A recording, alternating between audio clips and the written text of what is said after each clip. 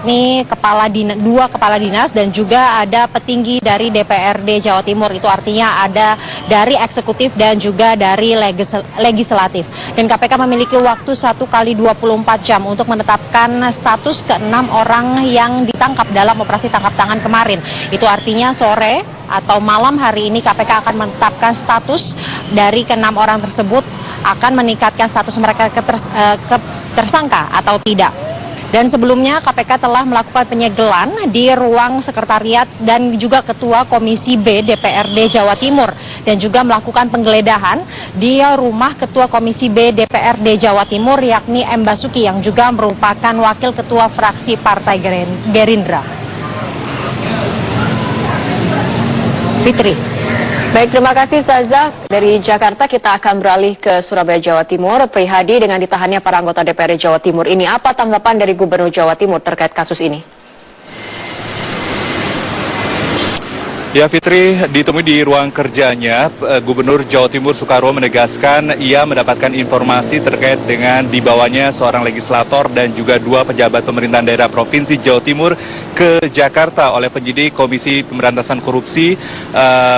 Tapi ia sendiri belum mengetahui apa sebab 2 pejabat pemerintah dan juga seorang legislator ini dibawa ke Jakarta. Soekarwo lebih memilih untuk menunggu apa yang akan dihasilkan pada saat press conference yang akan dilakukan oleh KPK pada sore hari ini. Namun demikian, Soekarwo menegaskan kalaupun misalkan pejabat pemerintah daerah itu ditetapkan sebagai tersangka, maka ia akan mengambil sikap untuk terus meneruskan langkah-langkah pemerintahan terkait dengan unit yang berdampak pada dibawanya pejabat pemerintah daerah ini ke Jakarta. Ia akan menunjuk pelaksana tugas yang kosong terkait dengan 2 pejabat pemerintah daerah ini yang dibawa ke Jakarta oleh KPK. Ini sebagai upaya agar tidak terganggunya proses administrasi dan unit yang dipengaruhi atau akibat dari kasus yang bisa mempengaruhi kerja di perangkat pemerintah di Jawa Timur ini sendiri. Dan berikut adalah pernyataan dari Gubernur Jawa Timur Soekarwo terkait dengan hal ini.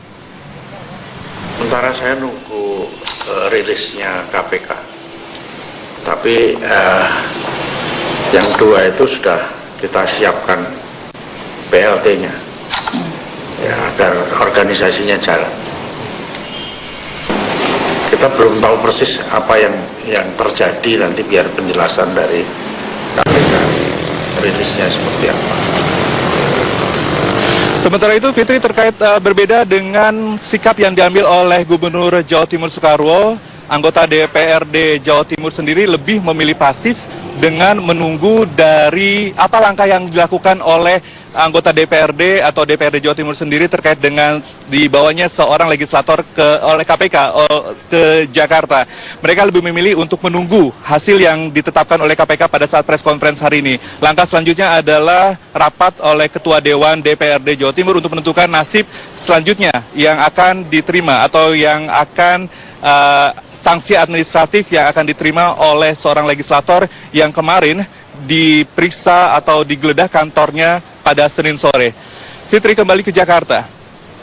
Prihadi, artinya langkah yang diambil oleh DPRD sementara ini masih pasif untuk menunggu bagaimana perkembangan kasus yang ditangani oleh KPK, seperti itu? Betul Fitri, mereka lebih menunggu apa yang akan dihasilkan oleh KPK, apa penyebab dan apa sebenarnya kasus yang dilimpahkan atau yang dikenakan oleh seorang legislatornya sendiri itu, Fitri. Baik, terima kasih Prihadi Adi melaporkan langsung dari Surabaya, Jawa Timur, dan sebelumnya juga kita sudah mendengarkan laporan langsung dari Gedung KPK Jakarta bersama rekan Saza Wisastro. Terima kasih teman-teman. Penggunaan uang negara antara eksekutif dan legislatif di Provinsi Jawa Timur tertangkap basah Komisi Pemberantasan Korupsi. Satu orang yang diamankan adalah Muhammad Basuki, Wakil Ketua Komisi B DPRD Jawa Timur yang juga politisi Gerindra. Pimpinan DPRD Jawa Timur mengaku merasa kecolongan dengan kasus ini. Pasca operasi tangkap tangan oleh KPK, gedung DPRD Jawa Timur terlihat sepi aktivitas. Wakil Ketua DPRD Provinsi Jawa Timur, Kusnadi, menyayangkan ada salah satu anggota dewan yang terjaring OTT Komisi Pemberantasan Korupsi. Ia mengaku merasa kecolongan dan menyerahkan kasus tersebut kepada Badan Kehormatan DPRD Provinsi Jatim. Pimpinan DPRD Provinsi Jawa Timur akan rapat untuk menyikapi hal itu.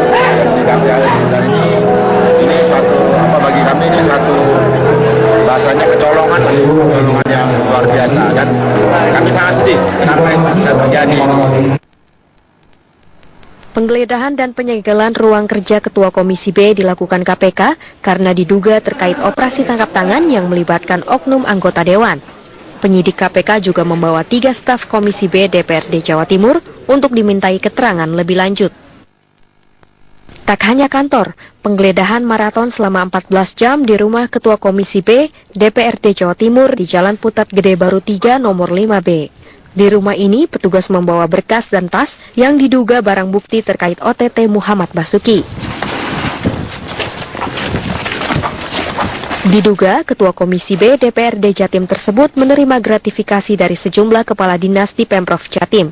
Tim Liputan, Metro TV.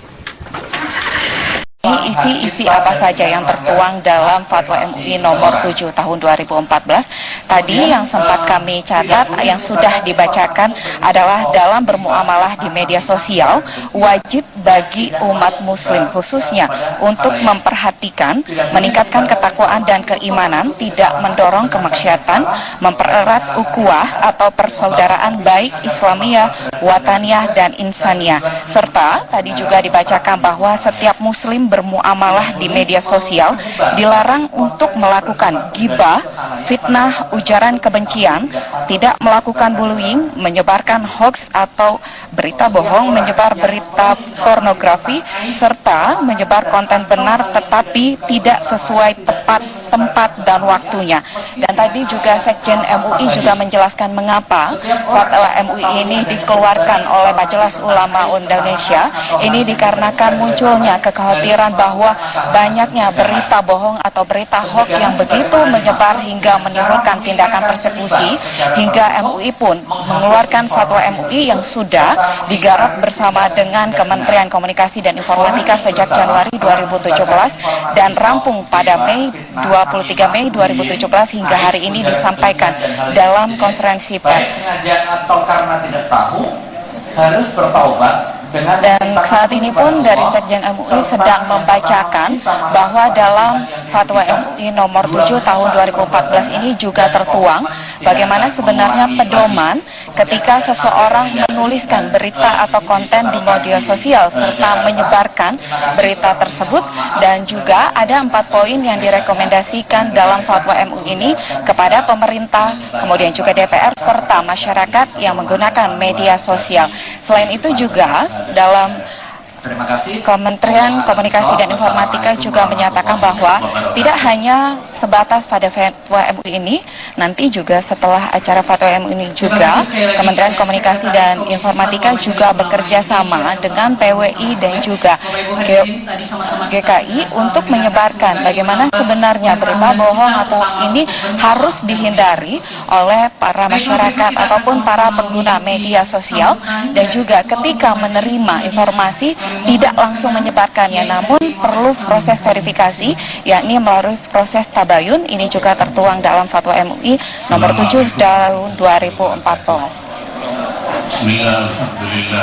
Fitri, yang saat ini kita dengarkan adalah sambutan yang disampaikan oleh Ketua MUI Ma'ruf Amin. Dan seluruh jajarannya,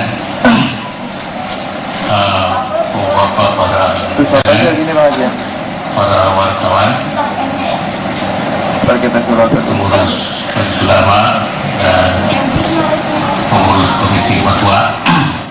Pertama, saya ingin menyampaikan terima kasih kepada Bapak Menteri yang memfasilitasi pertemuan ini sehingga Majelis Ulama dan Komisi Fatwa Majelis Ulama bisa menyampaikan fatwa yang menurut kami sangat penting, ya, berangkat dari keprihatinan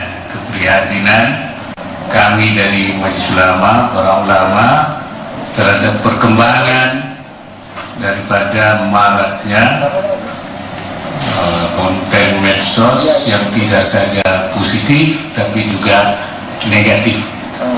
Jadi kami melihat bahwa medsos ini ada kalau istilah Quran tufihi manafi'u linnas wa ithmun kabir. Di situ ada manfaat, tapi ada juga dosa. Ya. Saya tidak berani apa dosanya lebih besar dari manfaatnya, apa manfaatnya lebih besar dari dosanya. Tapi di situ ada.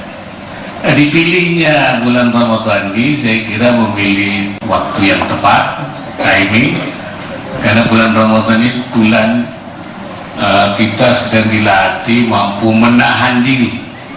Imsak, puasa itu kan imsak.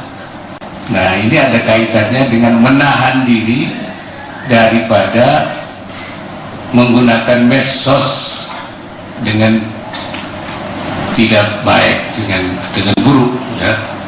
Ini dan yang selain isinya juga mungkin jangan sampai berita bohong, namanya itu, kemudian ada domba namimah, nah, kemudian juga pornografi, dan yang sangat juga kita rasakan itu adalah sudah mengarah kepada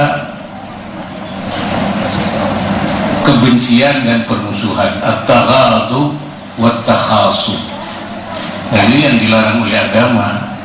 Wala tabaghadu wala takhasamu, kamu jangan bermusuhan. Dan kebencian dan permusuhan itu justru kemudian marah melalui medsos itu. Jadi penggunaan medsos secara merusak, dan itu menimbulkan bahaya bagi agama Islam. Bagi kami para ulama, kerusakan itu harus ditolak. Bagaimana menolak itu? Ad-darar yuzal, bahaya itu harus dihilangkan.